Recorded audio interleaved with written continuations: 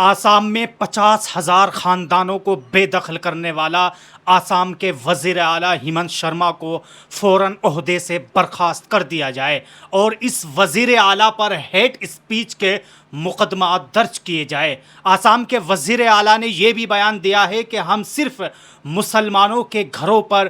Bulldozer چلا رہے ہیں۔ اور اب جمعیت علماء ہند کے صدر حضرت مولانا محمود مدنی نے یہ اعلان کرتے ہوئے حکومت سے اپیل کی ہے کہ اس وزیر اعلیٰ کو فوراً عہدے سے برخاست کر دیا جائے۔ اس تعلق سے باقاعدہ جمعیت علماء ہند نے اپنا پریس نوٹ بھی جاری کرتے ہوئے یہ بات لکھی ہے کہ نئی دلی 21 اگست جمعیت علماء ہند کی اہم میٹنگ مولانا محمود اسد مدنی صدر جمعیت علماء ہند کی زیر صدارت بدھ کی شام آن لائن منعقد ہوئی، جس میں ملک بھر سے جمعیت علماء ہند کی ذمہ داران خصوصی بذریعہ زوم شریک ہوئے۔ اجلاس میں آسام کے موجودہ حالات کے سلگتے ہوئے مسائل پر تفصیل سے تبادلہ خیال ہوا اور اہم فیصلے کیے گئے۔ جمعیت علماء ہند نے آسام میں جاری بربریت اور 50,000 سے زائد خاندانوں کو بے دخل کرنے جیسی کارروائی پر شدید تشویش ظاہر کی۔ اپنی تجویز میں ذمہ داران نے سخت موقف اختیار کرتے ہوئے ملک کے آئینی اداروں بالخصوص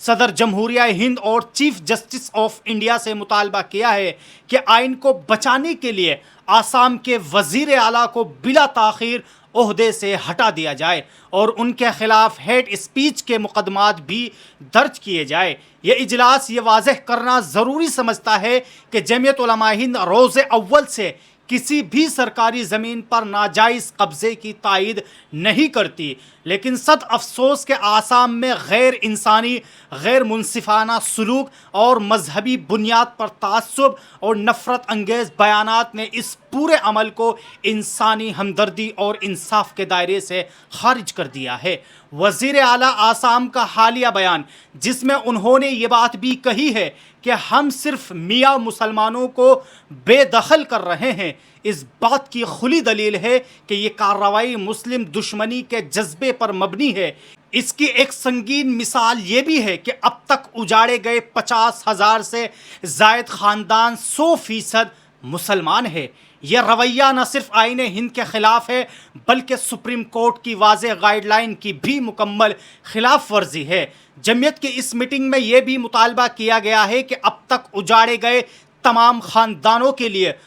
حکومت فوری طور پر متبادل رہائش اور باز آباد کاری کا انتظام کرے، تمام قانونی تقاضوں اور انسانی اقدار کی مکمل پاسداری کی جائے، وزراء اور سرکاری نمائندوں کی جانب سے تعصب انگیز اور نفرت پر مبنی بیانات پر فوری روک لگا دی جائے۔ اور دوستو اب آئیے دوسری خبر کے تعلق سے بات کر لیتے ہیں۔ دوستو دوسری خبر یہ ہے کہ اتر پردیش میں 30 دینی مدارس کو بند کر دیا گیا تھا۔ آج الہ آباد ہائی کورٹ لکھنؤ بینچ کا اس کے تعلق سے ایک بڑا فیصلہ آیا ہے۔ جمعیت علماء ہند نے باقاعدہ اس فیصلے کے تعلق سے اپنا پریس نوٹ جاری کرتے ہوئے یہ بات لکھی ہے کہ نئی دلی لکھنؤ 21 اگست 2025 اتر پردیش حکومت کی مدرسہ مخالف کارروائی پر اہم فیصلہ سناتے ہوئے آج الہ آباد ہائی کورٹ کی لکھنؤ بینچ نے شراوستی میں سرکار کے ذریعے بند کیے گئے 30 دینی مدارس کو فوراً کھولنے کا حکم دیا گیا ہے اور تعلیمی سرگرمیوں پر لگی پابندی ہٹا دی گئی۔ یہ فیصلہ جسٹس پنکج بھاٹیا کی بینچ نے مکمل سماعت کے بعد دیا ہے اور اہل مدارس کی طرف سے اس کی پیروی جمعیت علماء ہند کے صدر مولانا محمود اسد مدنی کی ہدایت پر مقرر کردہ وکلاء کی ٹیم نے کی، جن میں سینئر ایڈوکیٹ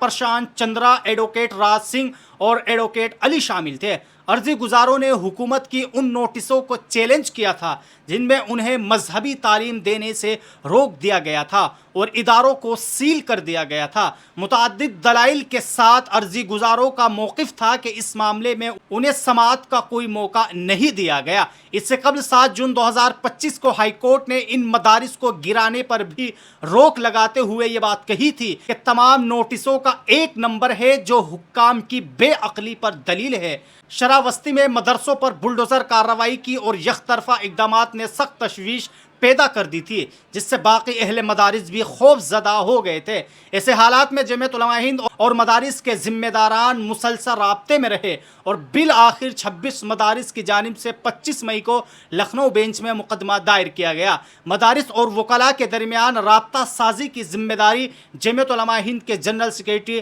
مولانا حکیم الدین قاسمی، جمعیت علماء اٹاوا کے صدر مولانا طارق شمسی، مولانا جنید احمد اور جمعیت علماء شراوستی کے جنرل سیکریٹری مولانا عبد المنان قاسمی نے انجام دی۔ جمعیت علماء ہند کے صدر حضرت مولانا محمود اسد مدنی صاحب نے عدالتی فیصلے کا خیر مقدم کرتے ہوئے کہا ہے کہ یہ فیصلہ مدارس کے تحفظ کے ساتھ انصاف اور آئین کی جیت بھی ہے۔ انہوں نے کہا ہے کہ مدارس ملک و ملت دونوں کے لیے ریڑھ کی ہڈی کی حیثیت رکھتے ہیں اور یہ ادارے غریب بچوں کو مفت تعلیم فراہم کرتے ہیں اور ان کی شخصیت کو نکھارتے ہوئے اچھا انسان اور ایک ذمہ دار شہری بناتے ہیں۔ انہوں نے کہا ہے کہ حکومت کو غیر متبرانہ اور بدنیتی پر مبنی اقدام کسی بھی طرح قابل قبول نہیں ہو سکتا۔ آئین نے ہمیں دینی تعلیم کا حق دیا ہے اور اس حق کو چھیننے والی کوئی بھی حکومت آئین مخالف کہلائے گی۔ مولانا مدنی نے اس کامیابی پر مدارس کے منتظمین اور جمعیت کے وکلاء کو دل کی گہرائیوں سے